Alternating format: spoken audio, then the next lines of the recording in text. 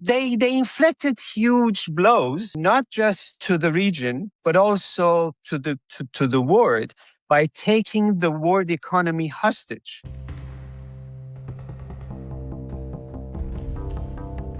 Scott Bessent let the cat out of the bag. The U.S. Treasury Secretary said that the new series of sanctions and economic warfare being unleashed and unveiled against Iran are meant to lead to regime collapse. Not regime change, regime collapse. We have substantial inflation, both food inflation and ordinary inflation in Iran. And, what we have seen, I see lots of reports that said, oh, well, this has never worked. It does work because we have a combination. It is a 1-2 punch. We have the blockade, and we are going to have the toughest sanctions in history. And I will tell you, this will work. It worked in Venezuela once we put up the blockade. It is working in Cuba right now, and it is going to work in Iran, and we are going to collapse this regime. And that really is what many people suspected. That has been the wish of people in Israel, leaders in Israel, and the Washington regime change think tank contingent in the city that has had an undue influence on the Trump administration's Iran policy. These pro-Israel people, they have always wanted that Iran fall into a civil war and civil collapse. And Scott Bessent, he just let it out. He basically said the aim is regime collapse. What does regime collapse mean? It means that the government collapses. It means that salaries aren't paid. It means that there is chaos on the streets. It means that there is violence, potentially civil war, hunger. This is what many people have feared. This is what Benjamin Netanyahu wants. And this is a disaster for Iran. It's a disaster for the region, the Middle East, and it will ultimately be a disaster for the West as hundreds of thousands and perhaps millions of refugees flee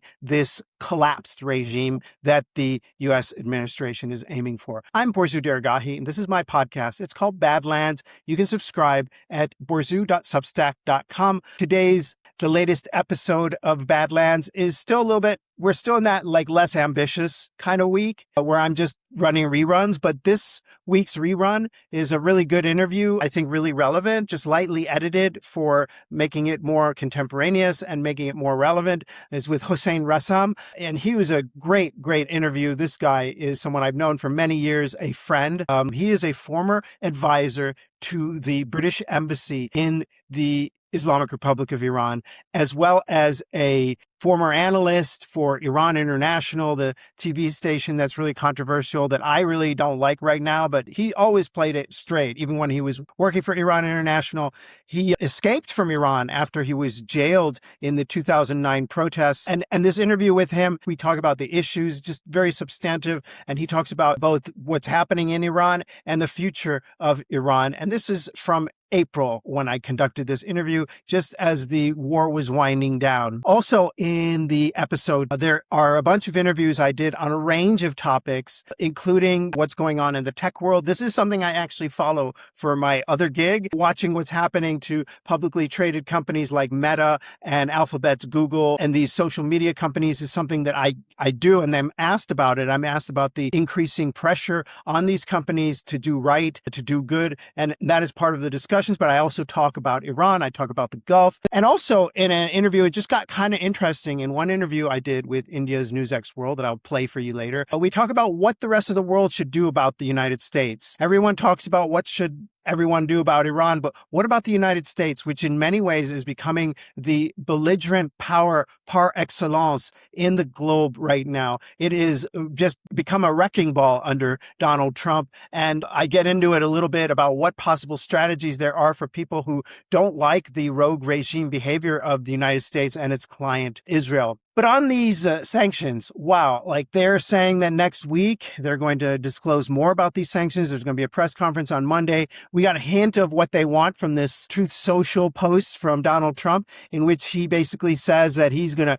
bully the entire world to stop doing business with Iran. He's going to punish everybody. Hey, good luck with that. I guess they got the United Arab Emirates to agree somewhat to not do business with Iran, but China Seriously, other countries like Armenia, that's going to be a tough sell to get Armenia to stop doing business with Iran. And then other middle powers like Russia and Turkey and the stands. I mean, these are countries that have issues of sovereignty. It's like, why should we do what the United States tells us to do? What has the United States done for the world?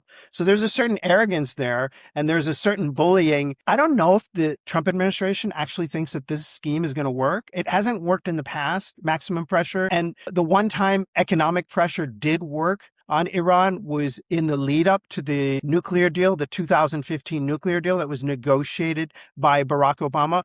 And why did that work? There was a bunch of reasons. And I've talked about this before, but I think it's worth pointing out that in that particular instance, you had the buy-in of Russia and China as well. They were upset about Iran's nuclear program at that point. They were worried about Iran's behavior, and they joined in those sanctions. UN Security Council joined in. Right now, if Donald Trump, just by virtue of being Donald Trump, brings anything to the UN Security Council veto, he's going to get nothing passed. So there's not going to be any international legitimacy to this. So it's not clear if this is an actual policy or just another communication strategy for a government that is trying to extricate itself from this war in a face-saving manner.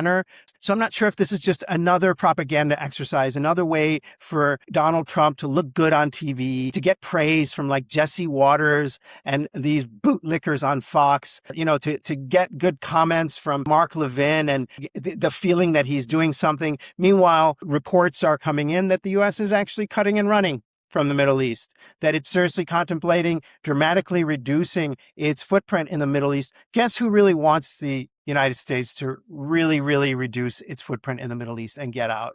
The American people, I think, definitely, but also Iran. It's one of the demands that Iran has from the United States for it to reopen the Strait of Hormuz. One of those demands is just get out of the region, go home, go somewhere else. And it looks like the Pentagon is seriously considering not reviving the bases that Iranians already destroyed and cutting and running. And this maximum economic pressure, what is it called? Like the Operation Economic Fury. I forget what it was called. The maximum sanctions, the greatest the economic pressure on Iran, the aim to collapse the regime by economically strangling it. It could just be a cover for what Donald Trump is really doing, which is like running like a little bitch away from the region because no one wants him there anymore. No one wants him to be launching more wars. The Gulf countries don't want it. The other countries don't want it. This will not please Israel if they were to do so. But perhaps by launching this economic pressure campaign, Benjamin Netanyahu can use that in his political campaign, which is coming up, his fight for political survival. I think the elections in Israel are October 27th. He could tell his constituents, he could tell his supporters and the rest of the Israeli political class, which is already accusing him of failing not only the Iran war, but dropping the ball on the United States, alienating the United States, and not being tough enough. That's the argument. He was not tough enough against the Palestinians. He was not tough enough against the Lebanese, and his rivals would be tougher. But using the sanctions, this maximum pressure campaign, Benjamin Netanyahu can claim that he is in fact just letting the Americans do what they want to do. What am I going to do? Stand up to a superpower? And this gives him time to tread water and not look like a total failure, not make the war against Iran look like a total and complete failure, which it was. In any case, here are those interviews that I did over the last day or so with India's NewsX World on a range of topics and a range of events that have been happening around the Middle East. Hey, listen in just to get up to speed with all the little things that are happening all around the region, all the little actions taken by various countries. There's even a talk about the U.S. belligerence towards South Korea. 8 Israeli strikes hit the runway and storage facilities at Abu al-Duhur Air Base in Syria's northwestern Idlib province. Syrian state media has reported damage but no casualties, while Israel has said the strikes were aimed at preventing a possible Turkish military deployment to the base, claiming Syria was close to breaching an agreed security status quo. Turkey has denied having troops at the airbase and condemned the strikes on an attack on Syria's sovereignty. The U.S. ambassador to Turkey and special envoy for Syria, Tom Barak, has called these strikes an unnecessary escalation that does not advance regional stability. While Washington says Syria's new government has shown a preference for de-escalation and is pushing for a diplomatic mechanism involving Israel, Syria, and Turkey to prevent further military incidents. Looking at Syria, why do you think in particular that we see these kind of news come out of it, and how can you tie the connection of it with the current Syrian regime or government? I think that what's happening now is just Israel flexing its muscles, threatening Turkey, using Syria as a conduit to do that. It has failed in its Iran adventure, and this has put Benjamin Netanyahu in a very tough position. He has elections coming up in October. He has nothing to show for the Iran adventure. He managed to get the U.S. into a war only to weaken Israel geopolitically, tatter its reputation further, and perhaps even strengthen the Islamic Republic, strengthen the hardliners in the regime. And so now he's picking a new fight, this time with Turkey, using Syria as the punching bag. Syria is very weak right now, doesn't have a very strong military, and Israel can just target whatever it wants at will and provoke Turkey, because Syria is in some ways a client of Turkey, part of the extreme nature of Israel, which is more and more acting like a rogue state in the region. How do you think Turkey should react to it instead of making it worse or, countering the claims that Israel makes, or Israel keeps poking Turkey or tries to bring in Turkey's name here and there, like this one as well? What should or how should Turkey balance? Well, I don't know what it should do, but what it could do is cut off the supply of jet fuel. The jet fuel to Israel comes from Azerbaijan, and it goes through Turkey before getting to Israel. So that's one thing that it could do to punish Israel for this. It could further lower trade between Israel and Turkey. It could cut off diplomatic relations with Israel. Israel and Turkey continue to have somewhat normalized diplomatic relations. Each country hosts an embassy, for example, in the other country. And so I think that those are some steps it could take to show its protests that fall short of actually declaring war. European Union officials have thrown their support behind International Criminal Court President Tomoko Akane after she was hit by fresh U.S. sanctions. European Commission President Ursula von der Leyen and European Council President Antonio Costa has said that they stand firmly with Akane and other ICC officials, insisting the court must be able to operate independently and without external pressure. The latest U.S. measures target Akane, a Japanese national, and Abdoulaye Seye, a senior trial lawyer from Senegal. Washington has sanctioned ICC officials over investigations involving U.S. and Israeli nationals, including probes linked to alleged war crimes in Gaza and U.S. military conduct in Afghanistan. The ICC has condemned the measures as a flagrant attack on judicial independence, while the court says 9 of its 18 judges, along with both deputy prosecutors and other officials, are now under U.S. sanctions. Very significant that we're seeing this clash of opinions openly unfold in between ICC and you. What are we to make of this changing atmosphere in the world? What is right? What is wrong? I just think this is basically about the U.S. doing Israel's bidding. It's all about Gaza and the genocide. Essentially, you have a situation where you have Jared Kushner arriving in Israel, conferring with Benjamin Netanyahu, and then the very next day, they announce these sanctions against the International Criminal Court. The International Criminal Court credibly accuses Israel of genocide and has indicted Benjamin Netanyahu as a war criminal. Many human rights organizations around the world view him as a war criminal.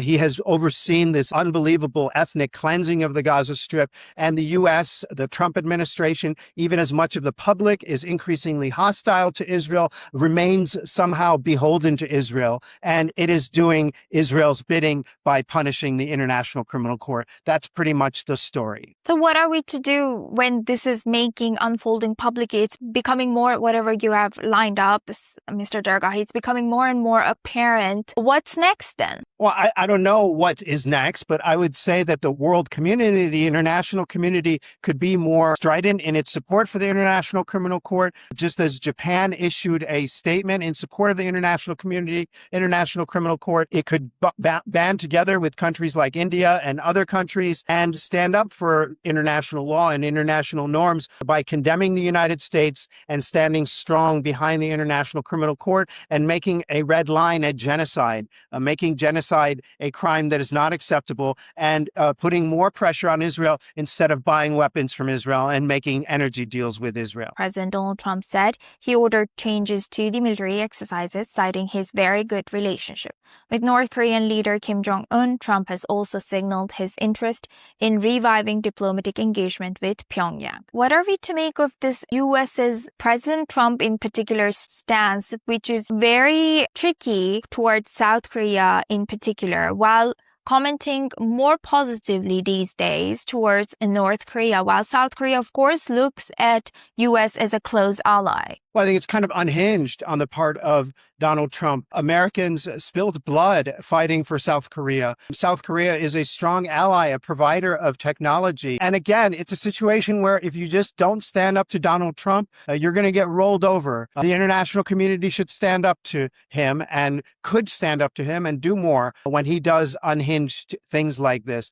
For example, South Korea is a leader in providing memory chips and memory microchips that are very much now in demand by the tech industry. And as punishment for Donald Trump's words and transgressions and his actions, they could limit that. They could limit the supply of those chips to, let's say, Apple, and really punish the Americans and punish American capitalism. It's not enough to just issue diplomatic statements. The time for action perhaps is now, and countries like South Korea, countries like India need to stand up. How do you think that North Korea in particular is seeing all this unfold?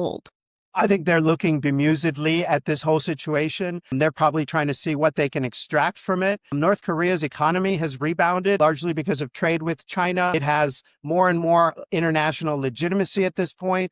People are afraid of it. It hasn't needed to threaten South Korea or Japan or make trouble for any other countries in Asia in some time now, because it is pretty much resting easy. Having Donald Trump come for a meeting would just be the cherry on top of the ice cream, so to speak. And I'm sure that that's what the North Korean leader is looking forward to right now, is a nice meeting with Donald Trump that would bolster his international credibility. How do you think South Korea's President Lee Jae-myung also, as well as his own South Korea's place, becomes shaky? Do you think that they don't have that kind of value in President Trump's eyes?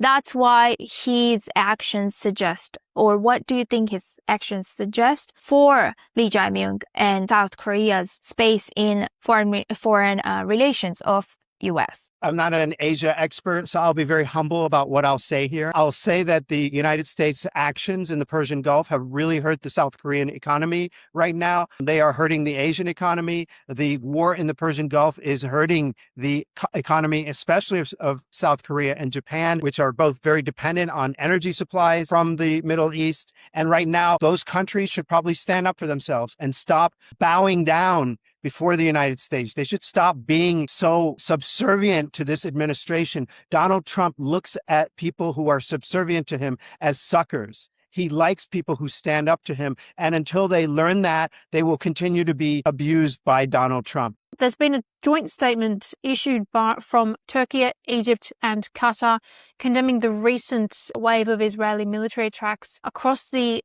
Gaza Strip. Now, how do you think Israel will receive this statement from Turkey, Egypt, and Qatar? Of course, it doesn't maintain good relations with these states, but do you think that there might be further international reactions coming to those attacks in Gaza? How do you perceive the situation? I don't think that Israel will really care about these reactions. I'm not quite sure why Israel chose this moment to up the violence in Gaza. There doesn't seem to be any attacks from Hamas or any kind of trouble in Gaza or any kind of movement in Gaza. There is a possibility that it is trying to provoke Iran, trying to get Iran to make some kind of move, get Hezbollah to make some kind of move. It is trying to some extent, show its ability and flexibility and impunity to attack Gaza whenever it wants. This comes just after Jared Kushner visited Israel met with Benjamin Netanyahu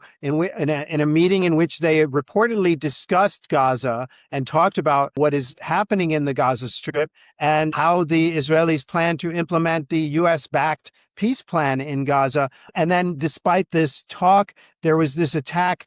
Perhaps it's a signaling exercise to show the international community how unswayed it is by their allegations that it is engaged in a genocide in Gaza, perhaps to show Americans as well that they are not going to be able to influence Israel. It will do whatever it wants. There's also the election consideration. The elections are coming up. There's tough talk in Israel from all political quarters, all trying to outdo them, the other one, in terms of how tough they announce they'll be against the Gaza and against the Palestinians. So that could be a factor as well.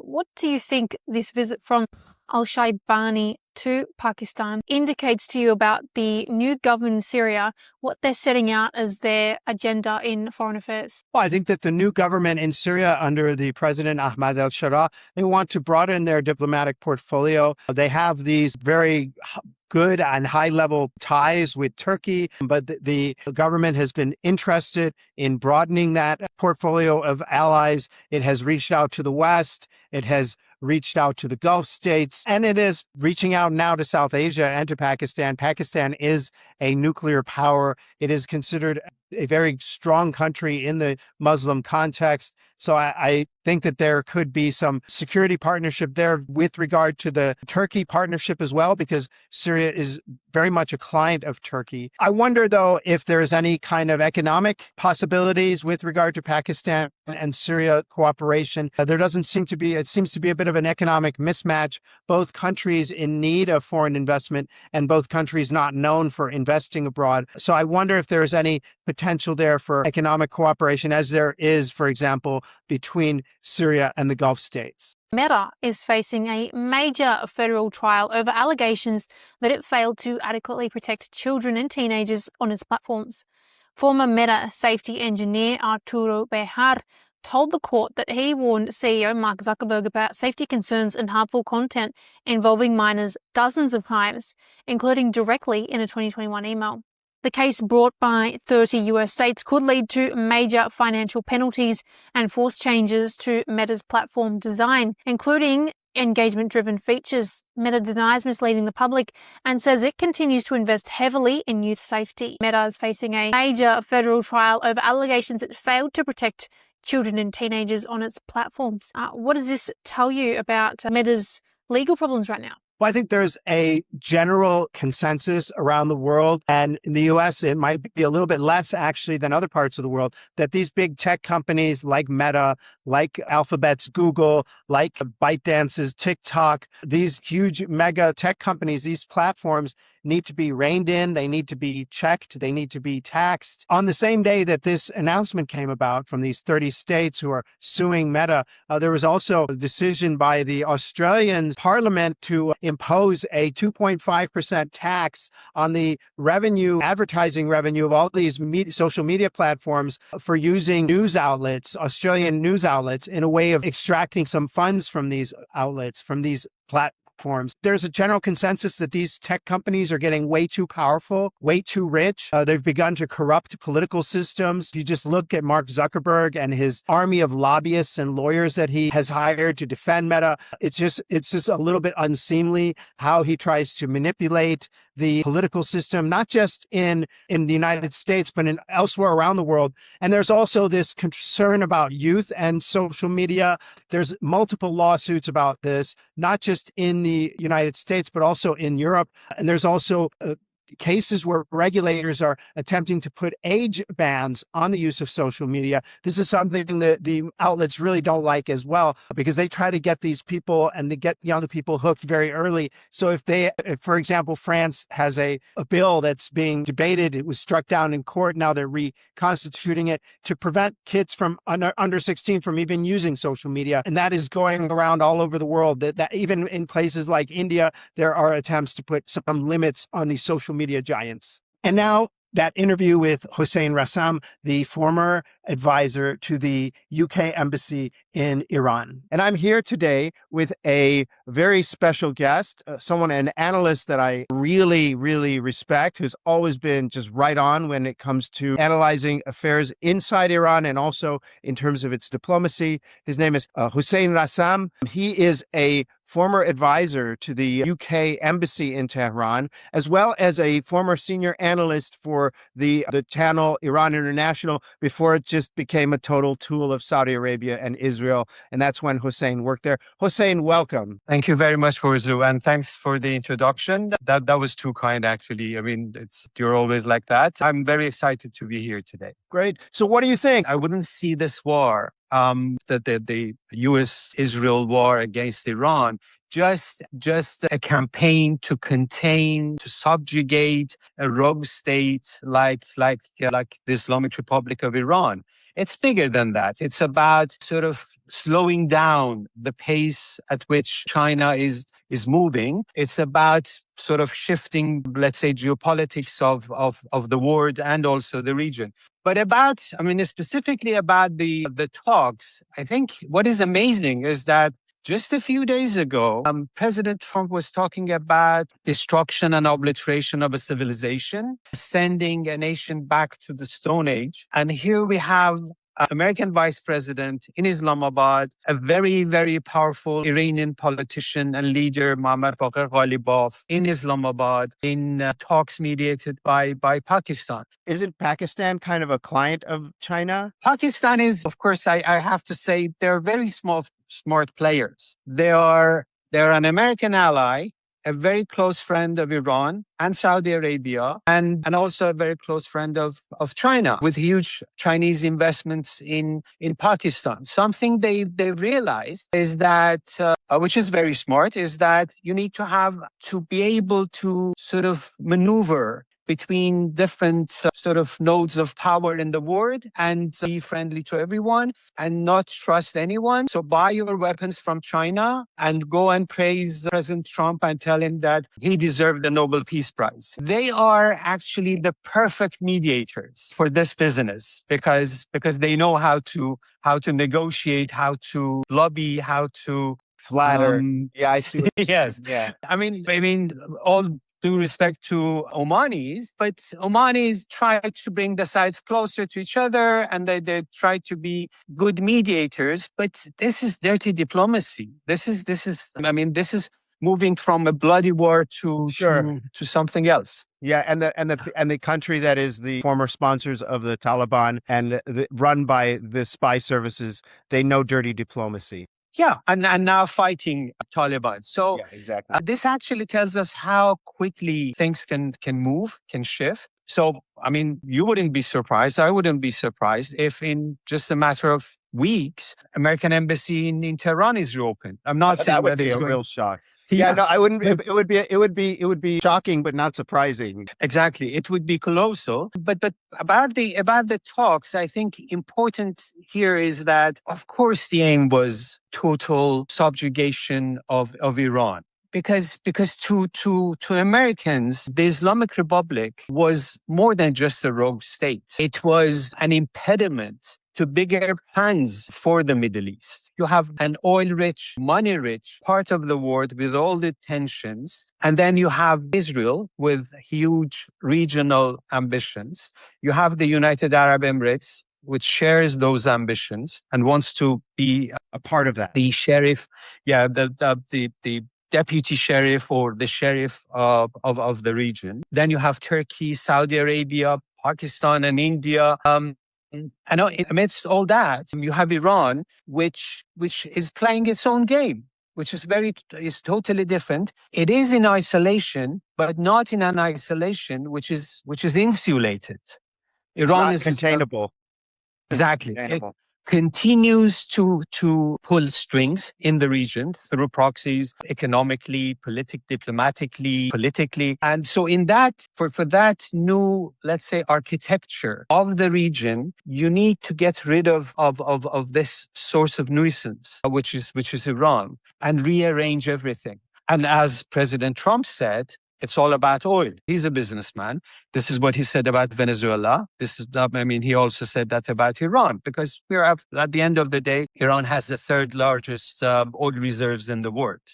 Yeah.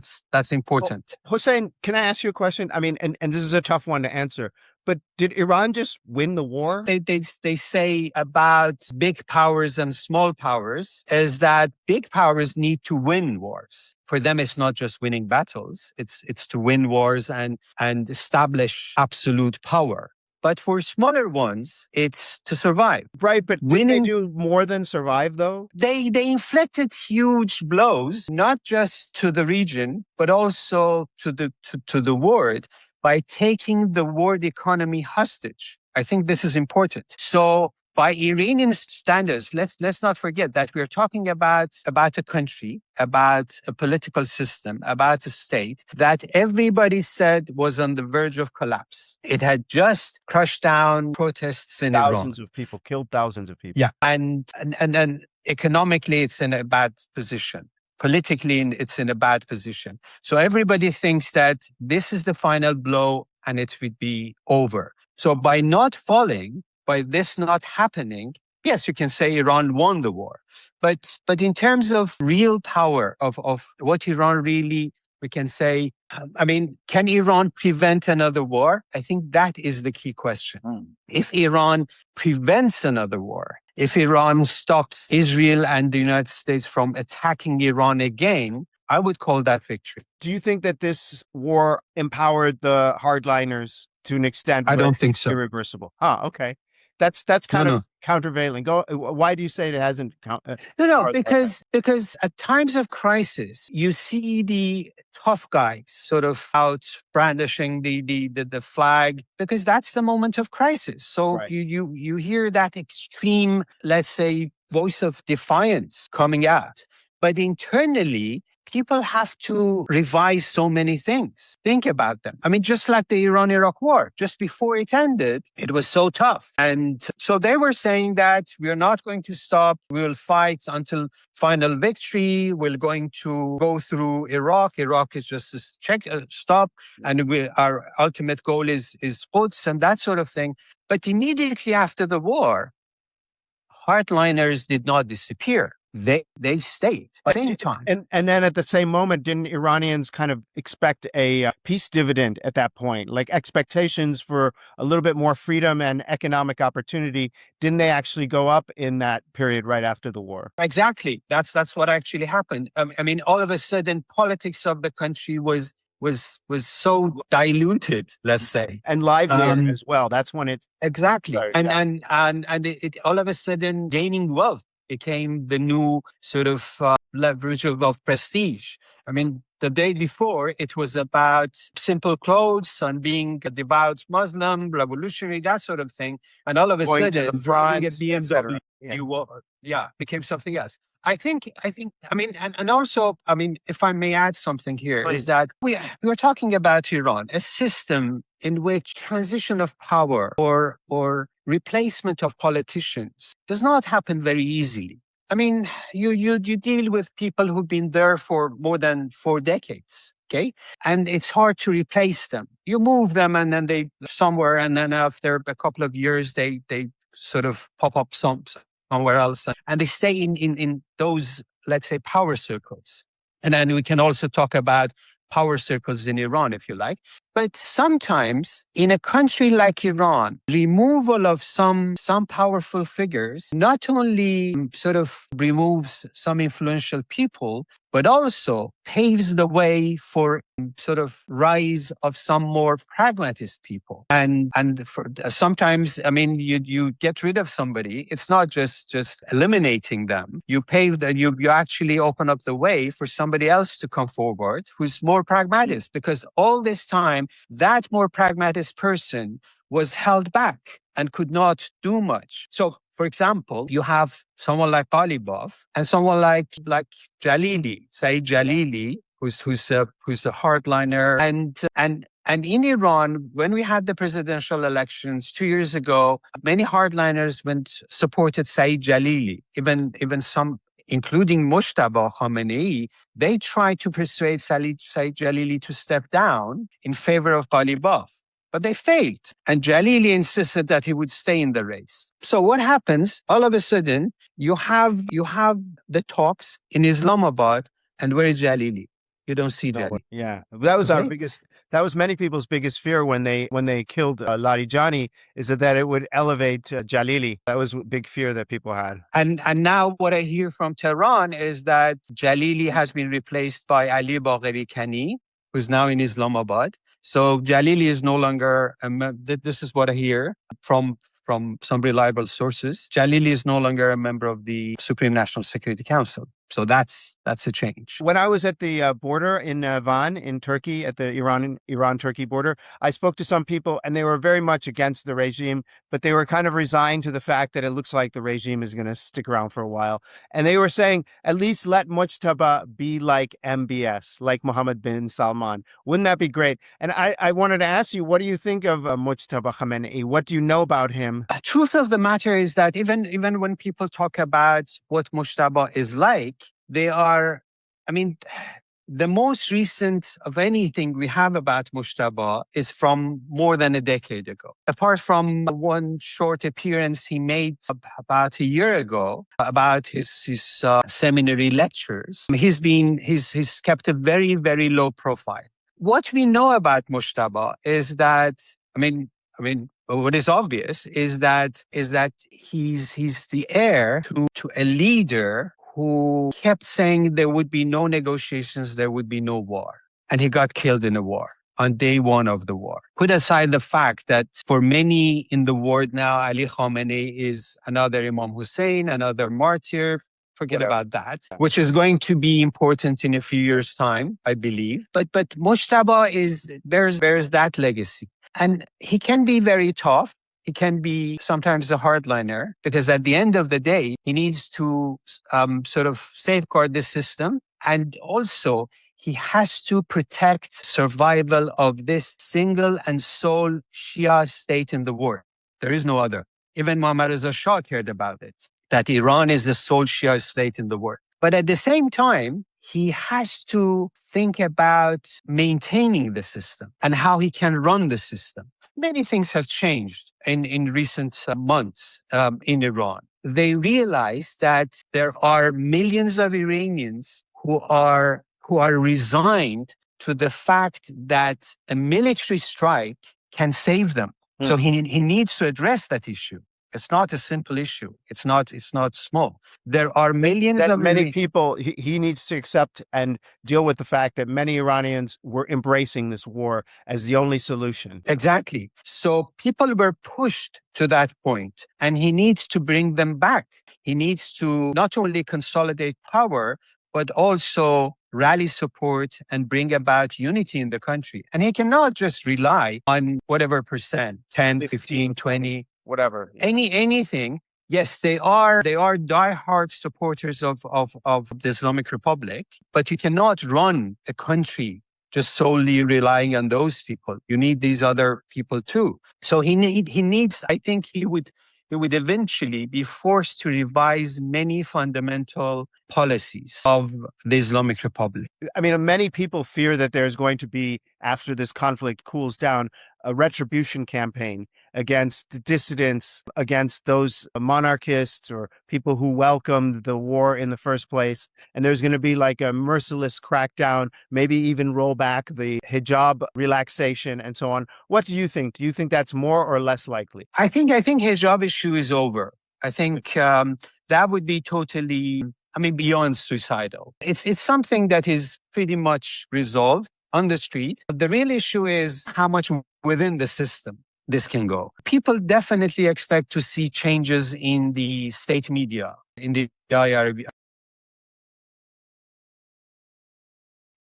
What kind of changes for more liberal or more openness, or like more? I guess more openness, more representative of nuances of thought in Iran. People would expect to see economic sort of changes because at the end of the day, whatever the politics of the country, people want to have decent lives. A good standard of living matters to everyone. It doesn't matter if it's in Iran, if it's in the UK, in the United States.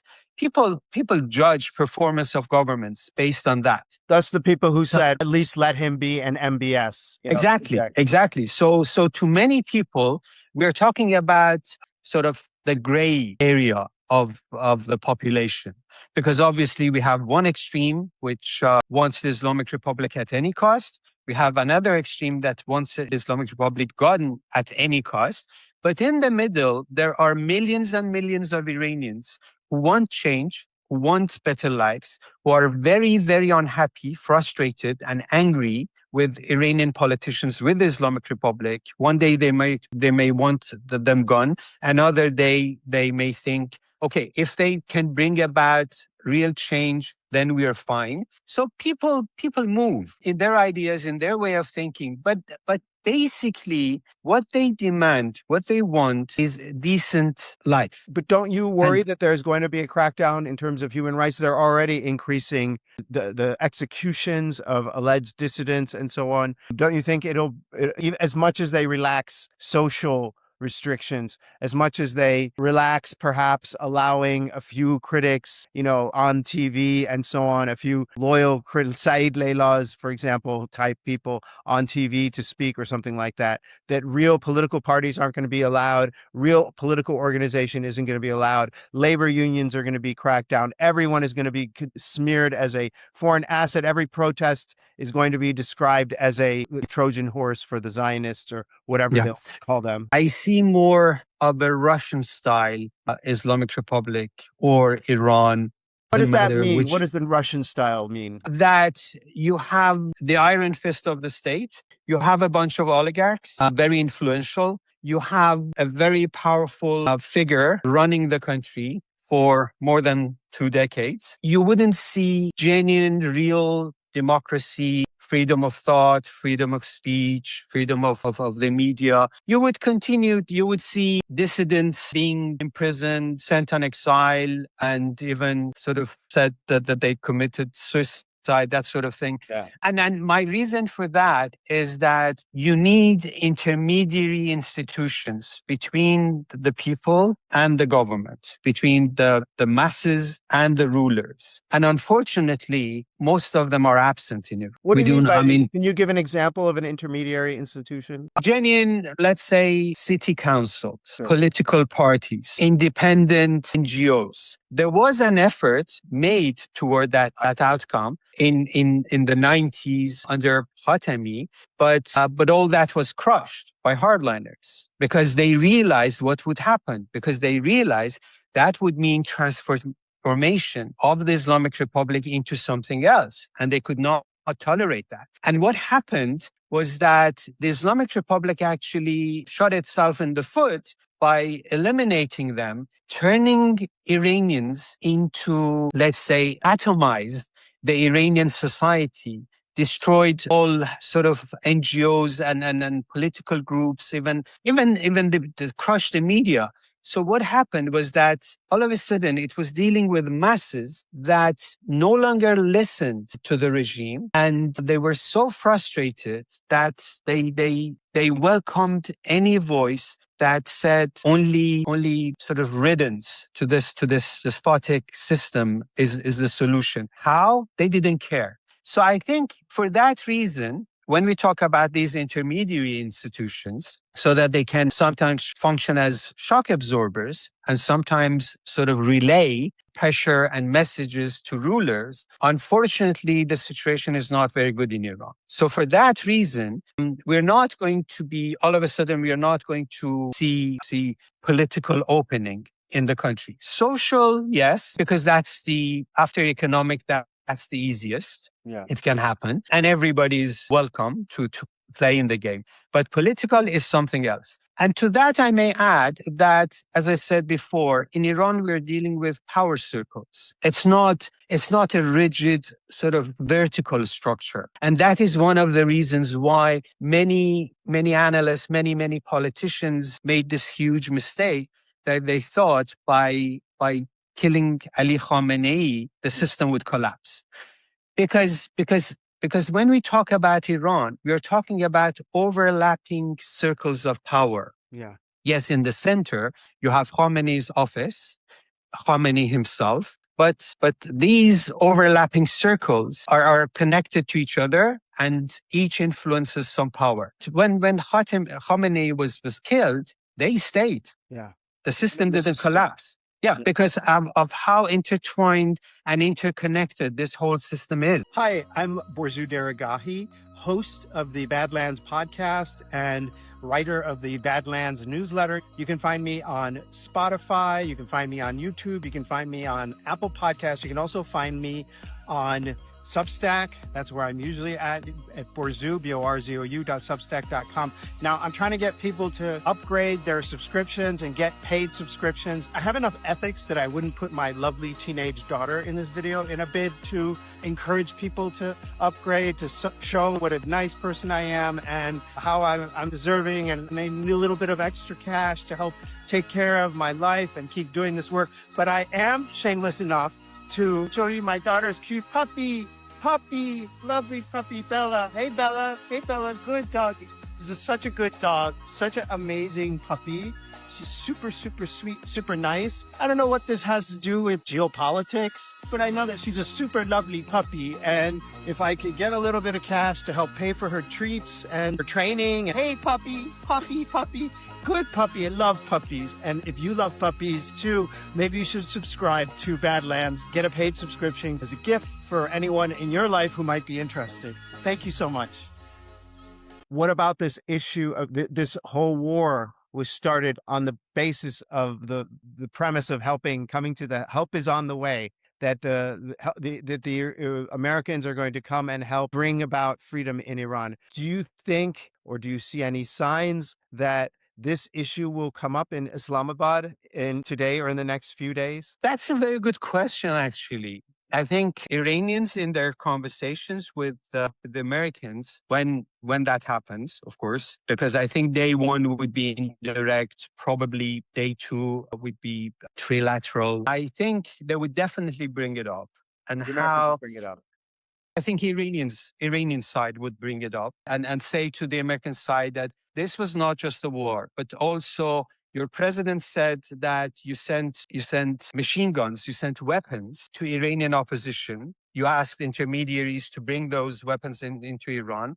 You encouraged sort of people to take to streets, and the Israeli side, which was the sort of co-campaigner in this war, also openly talked about regime change. President Trump talked about make Iran great again. They would definitely bring it up and say the level of hostility is such that it's not just about the Strait of Hormuz or nuclear issue or that sort of, it's beyond that. And you need to make a pledge here that you would stop that. Do you think the Americans will push for you have to free the people or whatever? You have to bring about democracy or open up the country. You think the Americans won't push for that at all? Even after... I don't think.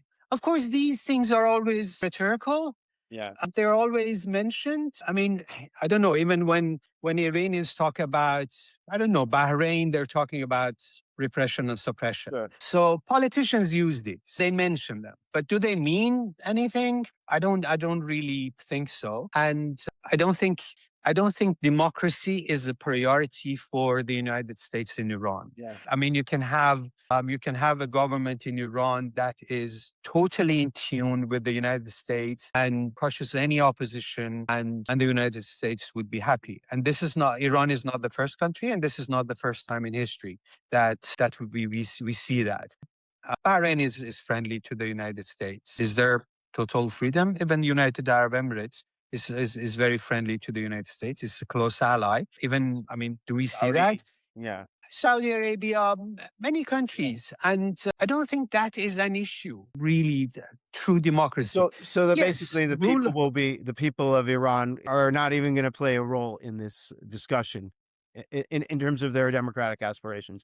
That this war that was supposedly fought for the benefit of the Iranian people in terms of its rhetoric will have no benefit really in terms of the political aspirations of the Iranian people. I don't have any precedents. I don't have any past cases in which there was a war and democracy was brought to a country. I don't have any precedents of a war against the country bringing democracy to its people.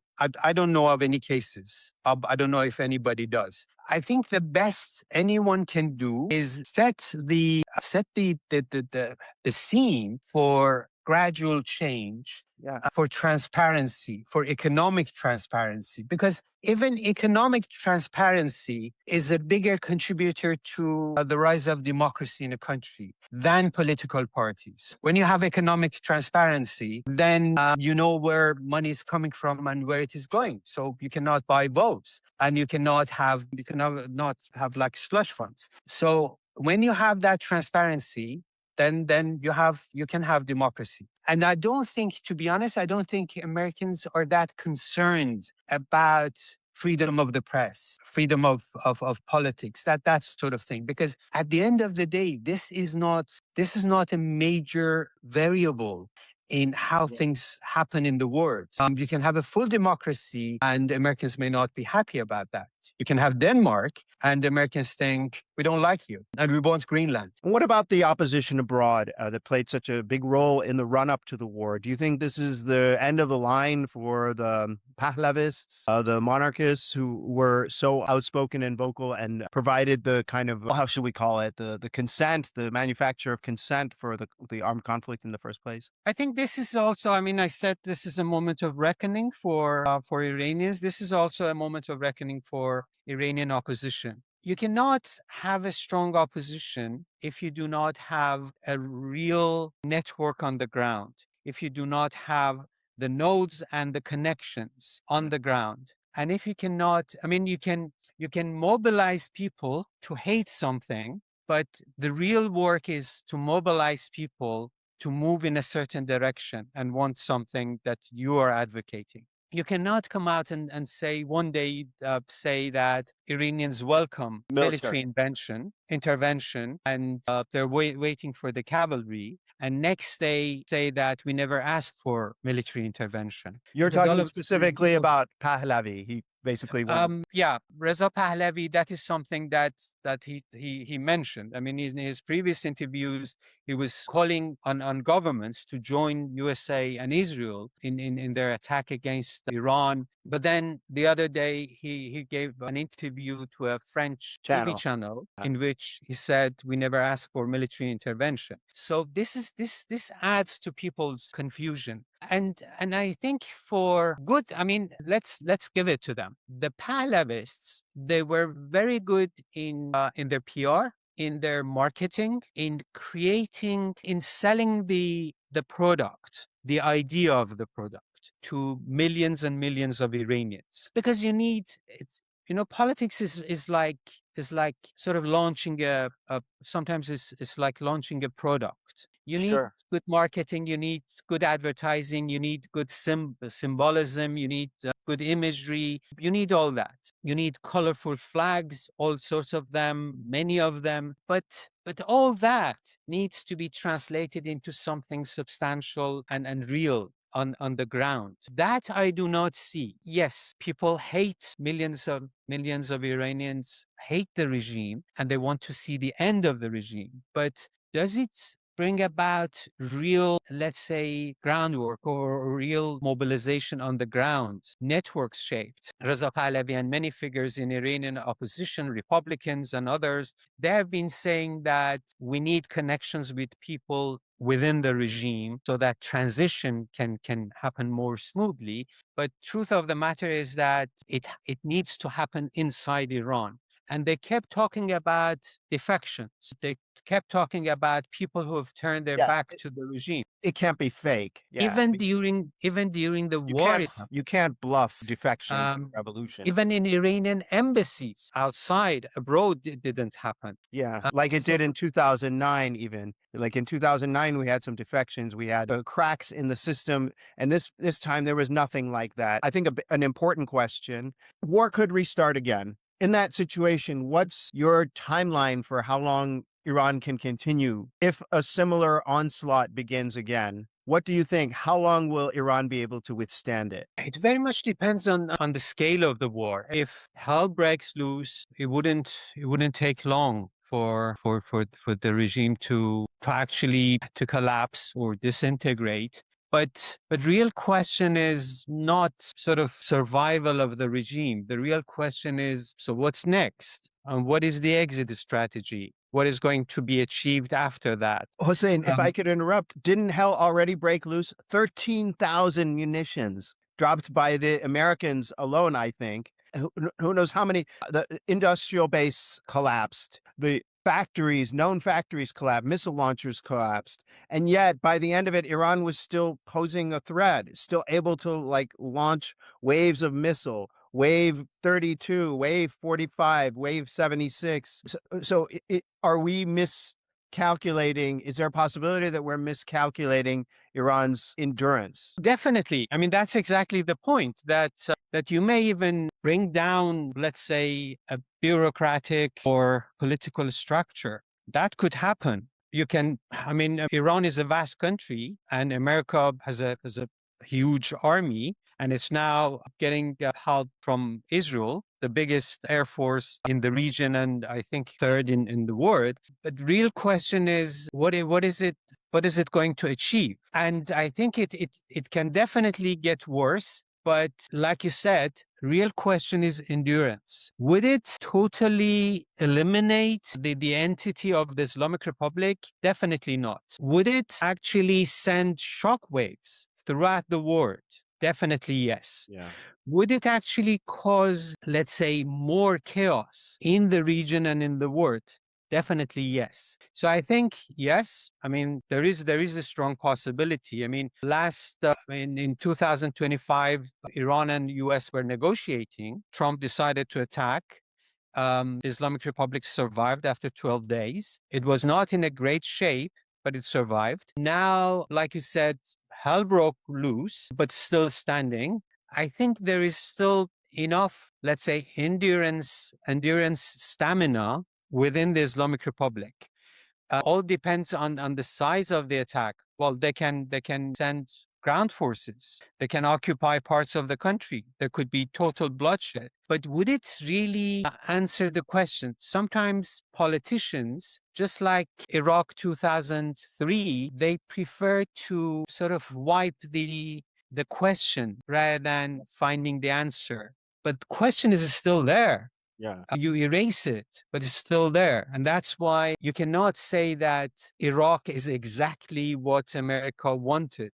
Yeah. In 2003. Infrastructure, serious issues. Is Iraqi government totally friendly to the United States? No. Are Iraqi people big fans of the United States? No. America is actually the most hated country among Iraqis. I think next or second to Israel or before Israel. I'm not sure. So I don't think that would answer the real question the United States has. And let's not forget, whatever happens, President Trump postponed his visit to China once. That was supposed to happen in April. He cannot go to Beijing and say, I'm coming to Beijing and I want everybody to sort of express allegiance to me as the master of the world in the middle of a war. The visit is rescheduled for May. I think first week of May. So whatever happens needs to be resolved by that date. Otherwise, I don't think Trump would be in Beijing as the winner of anything or as the lord of the world. So one last question. I'm hearing different reports about how the mood is in Iran now. I would love to get your vibe, what you're hearing. And what I hear, various things of like some people are triumphal and celebrating. Some people are depressed and want to get out of the country immediately. Some people are kind of angry, feeling betrayed by America and the baby Shah, Reza Pahlavi. Some people, and I heard one account said a lot of people I know are drowning in opium, which is really sad and believable. They're just kind of stuck in their houses in fear, and basically they've been kind of self-destructing. What are you hearing, if anything? I think more than anything, this is a moment of reckoning, let's say, for most Iranians, because there is a time that you're desperate, frustrated, and you want the darkest scenario as the only possible way out, because that is something imaginary and it happens and it doesn't produce the answers you want. So when you have a moment of reckoning, that means there comes a moment that you need to take responsibility more seriously for anything that has happened and anything that is going to happen. I think many Iranians are now confused, to be honest. Yes, there are, and just like you described it, we are dealing with spectrum of people. It is not that when sometimes people say Iranians think this, Iranians think that. Definitely not true. We cannot say that. We are not even sure what majority of Iranians think. We know that majority won't change. That's for sure. But what translates And to, s- what to, s- change translates to. to substantiate that the majority want change, you can just look at, you don't have to look at fake polling numbers. You can just look at the regime's own election results. How many people vote for the reformist candidate versus how many people vote for the hardline status quo candidate versus how many people just don't vote, which shows just like how much desire there is, how much discontent there is. Exactly. Just like you said, even people who do not vote, still there's a spectrum there, but even people who do not vote, they want change. People who vote, for example, for Pezeshkian, they want change. And then you have the hardcore support of the regime, the diehards who think, well, this other extreme of the spectrum can work, which is Jalili. So I think generally I would say most Iranians are confused. People want change, but they need to think about what change can really be like. And definitely we would see more and more people thinking that maybe this was not the solution. We need to look for another way out of this. There would be disillusionment in some political groups or let's say advocates of a certain approach to change in Iran. And we would see more of that. There would be revision in people's minds about how they want to see that change. There would be, I would say, I would use the term sort of a reshuffling of political plates, how some would sort of come higher, some would go lower, and that sort of thing. Because at the end of the day, these are all sort of plates that shape the Iranian politics. But I think for many people, I would say, I can't say majority, but a strong portion of Iranians, it is that maybe this is not the way. Maybe this is not the solution. And the help that we were sold, or the idea of help that we were sold, was not the genuine, real help. And it needs to happen another way. Like I said, because of the absence of those intermediary institutions, that process is not easy. And I would say people need help to discuss this, to think about it, to argue over it, to challenge the ideas and that sort of thing. Hossein, thank you so much. It's been such a pleasure to have you on. It's been really great and it's been really helpful. Thank you so very much. Hey, thank you so much for listening or watching. This is Badlands. I'm Borzu Dergahi. You can subscribe to my podcast at borzu.substack.com. I'm also on Apple Podcasts, Spotify, and YouTube.